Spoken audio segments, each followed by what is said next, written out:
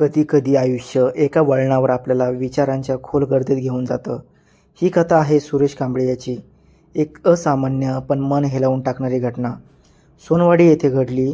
सुरेश कांबळे याचे वय 51 वर्षे होते आणि तो पत्नीबरोबर राहत होता. काही वर्षापूर्वी त्याची पत्नी मरण पावली. साथ हरवणं म्हणजे फक्त व्यक्ती गमावणं नसतं, ते एक संपूर्ण आयुष्य गमावल्यासारखं वाटतं.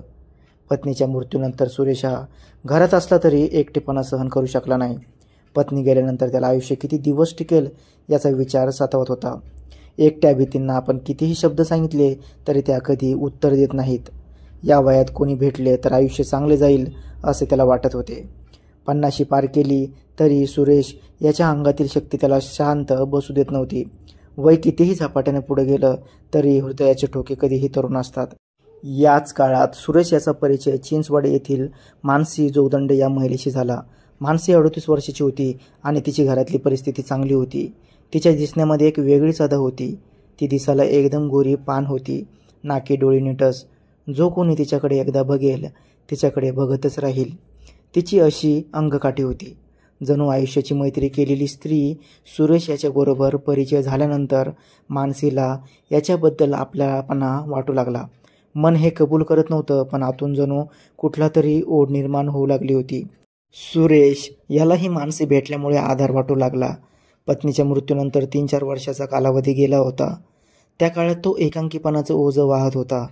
पण आता मानसी त्याचं एकमुख उत्तर झाली होती. आता हरिनाम जप करावा असे विचार सुरेश याच्या मनात येत असले तरी मानसी त्याच्या आयुष्यात आली होती. धर्माच्या मार्गावर चालण्याचे विचार मागे सरकू लागले, कारण समोरच माणूस अधिक जवळच भासू लागलं होतं. मानसी आता सुरेशाला सतत संपर्क करू लागली. मानसी हिच्या घरातील परिस्थिती चांगली असली तरी सुरेश मानसीच्या मनाजवळ आला होता. नात्यांनी एका अघोषित जागा घेत, शब्दाशिवाय स्पर्शाशिवाय, पण मनाजवळ सुरेश याच्याबरोबर आपला संसार थाटवायचा विचार मानसी करू लागली होती. त्यामुळे तिने सुरेश याच्याशी जास्त संपर्क वाढवला. ती संवादात गुंतत गेली आणि तो तिच्या अस्तित्वात हरवत गेला. सुरेशाला देखील पत्नी नसल्यामुळे मानसी आवडू लागली होती. ती त्यासाठी केवळ एक सोबती नव्हती, ती एक उत्तर होती त्याच्या प्रश्नांना. म्हातारा वयात आपल्याला सोबत मानसी भेटली तर चांगलं होईल असे विचार सुरेश याच्या मनात घोळत होते. उतरत्या वयात जर कुणी हात द्यायला तयार असेल तर ते नातं सोनं होतं. त्याने उजेड मिळतो. त्या मावळणाऱ्या सूर्यालाही काही दिवसाचा कालावधी निघून गेला तेव्हा सुरेश आणि मानसी यांची अतिशय जवळीक वाढू लागली. मन गुंफली जात होती, शब्दामधून, मौनातून आणि त्या 2 हसऱ्याच्या नजरेतून. मानसी सुरेशाला भेटण्यासाठी गावाकडे येऊ लागली. ती येताना तिच्या चेहऱ्यावर गोड हसू असायचं, कारण की तिला कोणीतरी खोबऱ्याच्या थेंबांनी जिरवणारं भेटलं होतं. मानसी अशा वेळेला येत होती की तिला मुक्कामी थांबल्याशिवाय पर्याय नसायचा. हे थांबणं तिच्यासाठी केवळ परिस्थिती नसून आतील ओढीचा परिणाम असावी असं वाटायचं. तिच्या मनात जे काही होतं ते ती मुद्दाम करत होती. नातं नावाचं काही शब्दात नसतं, ते वागण्यातून सहज समजतं. त्यामुळे सुरेश याच्या घरी आल्यानंतर रात्री सुरेश आणि मानसी हे दोघेच घरी असायचे. रात्रभर घरात त्यांचे शारीरिक संबंध व्हायचे. सुरेश हा मनसोक्त खोबऱ्याच्या थेंबाने पूर्णपणे तिची जिरवायचा. काही दिवसाचा कालावधी निघून गेला आणि मानसी आता नेहमीच सुरेश याच्याकडे मुक्कामी येऊ लागली आणि मनसोक्त जिरवून घेऊ लागली. गावातील लोकांना देखील मानसी येत असल्याची माहिती झाली होती. गावात नेहमी शब्द आधी पोचतो आणि अर्थ नंतर तयार केला जातो, म्हणून सुरेशाने दुसरी बायको केली असल्याची खबर गावात होऊ लागली. ज्याचं स्वतःच्या भावनावर नियंत्रण असतं त्यांना दुसऱ्याच्या भावना सहन होत नाहीत, अशी काहीशी स्थिती होती गावात. सुरेश याने म्हातारपणात असे उद्योग करायला नको असे गावातील लोक म्हणत होते. त्या वयात प्रेम करणं म्हणजे बंड करून जीवनावर पुन्हा हक्क सांगणं आणि लोकांना ते पचत नव्हतं. पण सुरेश याने अजून मानसीबरोबर मनसोक्त असं काहीच केलेलं नव्हतं. कधी कोणाशी काही केलं नसतं तरी फार काही घडलं असतं. फक्त दोघांमध्ये थोडी जवळीक झाली होती. त्या जवळीकेला नाव देणं कठीण होतं, पण त्यात एक सुंदर शांतता होती. गावात हलक्या फुलक्या बोलण्याची सीमारेषा केव्हाच ओलांडली गेली होती. गावात सुरेश याच्या नावाने बोंब चालू झाली होती. प्रत्येक चौकात, चहाच्या टपरीवर आणि वाड्याच्या ओट्यावर त्यांच्या चर्चेला ऊत आला होता. एक दिवस मानसी रात्रीच्या दरम्यान सुरेश याच्या घरी आली. रात्र काळोखी होती, पण त्या काळोखातही दोघांचं मन उजळून निघालं होतं. रात्रीचे दोघांनी जेवण केले. जेवणासोबत काही न बोललेले विचारही ताटात वाढले गेले. दोघांच्या मनात जे काही होतं ते फक्त मनात होतं. त्या गुपित ओळखीच्या नात्यात अजून शब्दाची गरज नव्हती. मध्यरात्रीच्या सुमारास सुरेश याला काही झोप येत नव्हती.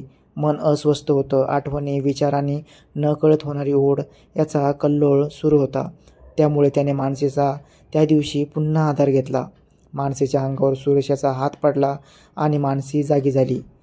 जो स्पर्श अनेक दिवसापासून मानसी विसरली होती, तो स्पर्श सुरेशाने तिला दिला होता. त्या क्षणात भूतकाळाच्या साऱ्या आठवणी त्या एका स्पर्शात विरघळल्या. काही वेळातच दोघांमध्ये संबंध सुरू झाला.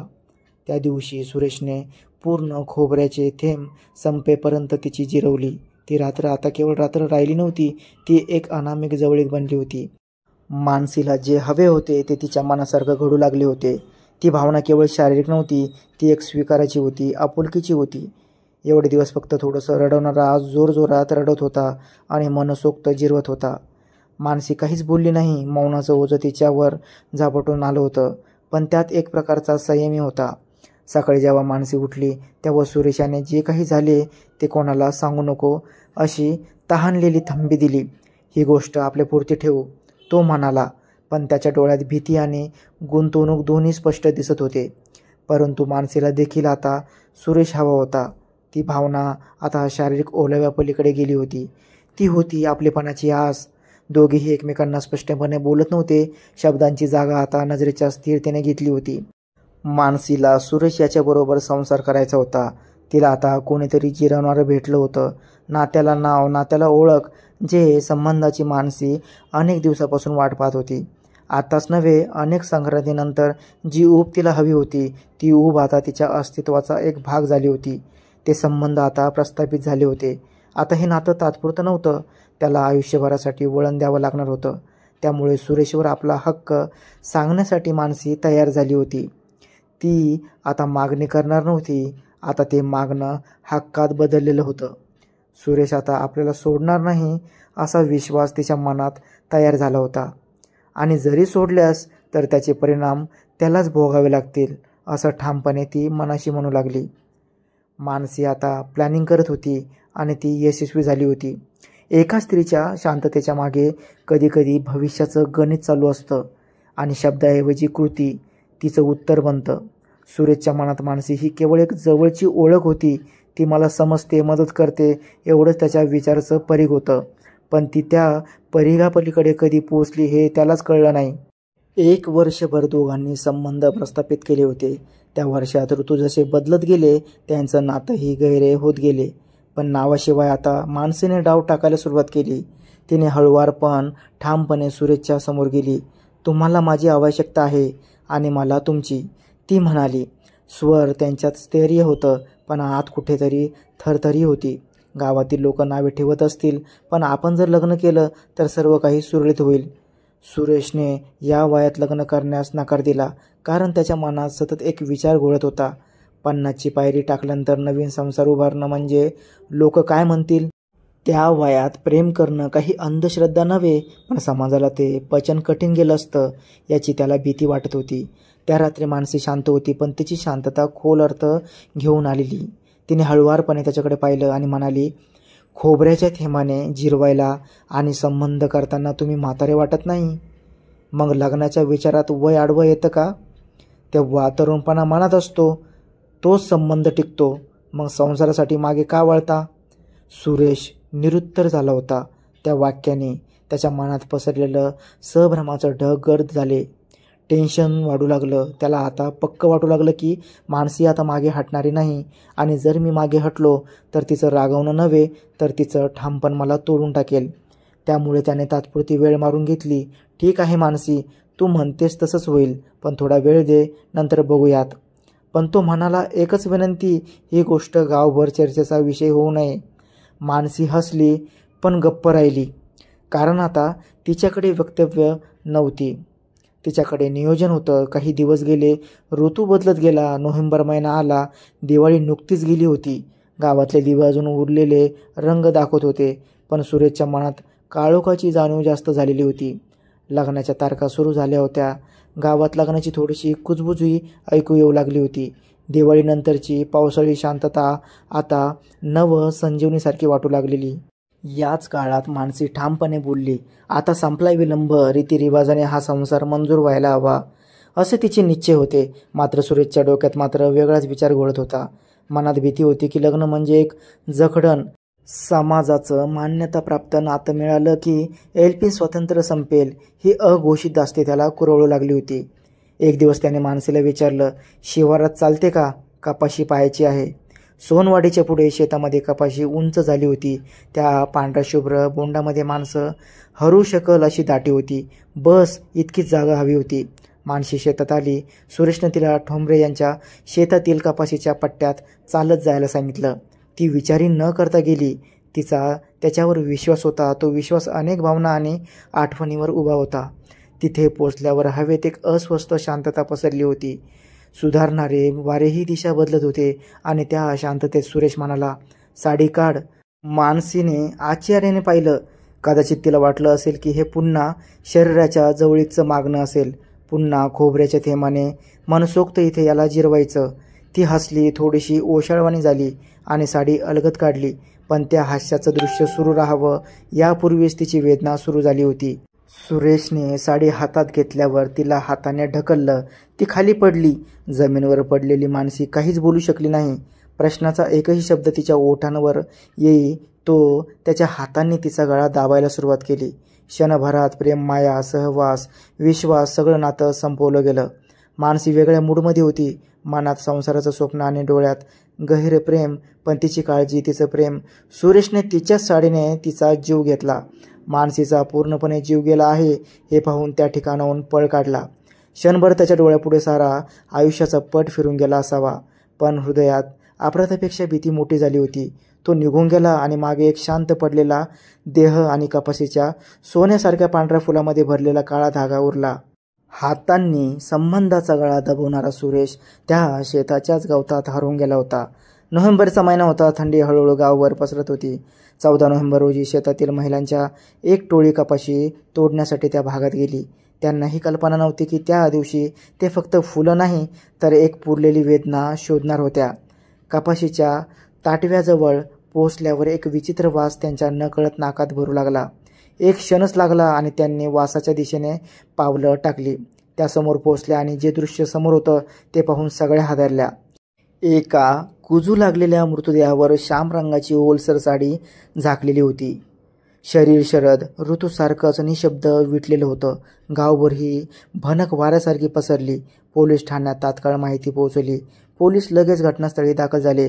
पंचनामा, साक्षीदाराची चौकशी आणि मग तो कुजलेला मृतदेह पोस्टमॉर्टमसाठी नेण्यात आला. आता गावाला आणि पोलिसांनाही एकच प्रश्न सतावत होता, मानसीचा खून कोणी केला? गावातील अनेकांना माहीत होतं की मानसी अनेक महिन्यापासून सुरेश याच्याबरोबर सतत राहायला येत असे. शक्यता स्पष्ट होती आणि संशयाचं बोट सरळ सुरेशकडे गेलं. त्याला ताब्यात घेण्यात आलं. प्रश्नोत्तरात प्रथम तो गोंधळला होता. पण शेवटी जेव्हा वास्तव त्याच्या समोर ठामपणे उभं राहिलं तेव्हा त्यानं मान झुकवली आणि अपराधाची कबुली दिली. मानसी सतत लग्नाचा तगादा लावत होती. मला वय, समाज आणि स्वतःची अशी भीती वाटत होती की तिचा अडथळा दूर करणं हाच एक मार्ग आहे. म्हणून मी त्याच्या डोळ्यात पाणी नव्हतं, पण ते कोरडे डोळेही आता खोटं बोलू शकत नव्हते. या गोष्टीतून एक गोष्ट निश्चित कळते, वय, वेळ आणि व्यवहार यांचं संयोजन नसेल तर शहाणपणाचा काय उपयोग? कसोटीच्या क्षणी जर भावनावर तर्काचा ताळा नसतो तर आयुष्य क्षणात उद्ध्वस्त होऊ शकतं. मानसी वेगळ्या मनाने शेतात आली होती, पण तिच्या त्या निष्पाप अपेक्षेचा अंत किती अमानवरित्या झाला. हे फक्त अपराध नव्हतं तर विश्वासघाती होता. 4 दिवसात तिच्या मागे कोणी वळूनही पाहिलं नाही, कारण समाज दोष शोधताना संवेदना हरून बसतो. पण तीच गेली हे खरं असलं तरी तिच्या आयुष्याची कहाणी काहीतरी शिकवून गेली. जेव्हा चांगुलपणाने आयुष्य जगलं जातं तेव्हाच त्याचा शेवटसुद्धा उजळून निघतो. दुसऱ्यावर अन्याय केला, फसवणूक केली तर नियती एक ना एक दिवस न्याय करतेच. तुम्हाला या गोष्टीतून काय वाटलं? तुमचं मत खाली कॉमेंटमध्ये जरूर सांगा. अजून अशाच विचार करायला लावणाऱ्या कथा पाहण्यासाठी चॅनल सबस्क्राईब करा आणि बेल आयकॉन दाबा. म्हणजे पुढची स्टोरी आली की लगेच कळेल. धन्यवाद.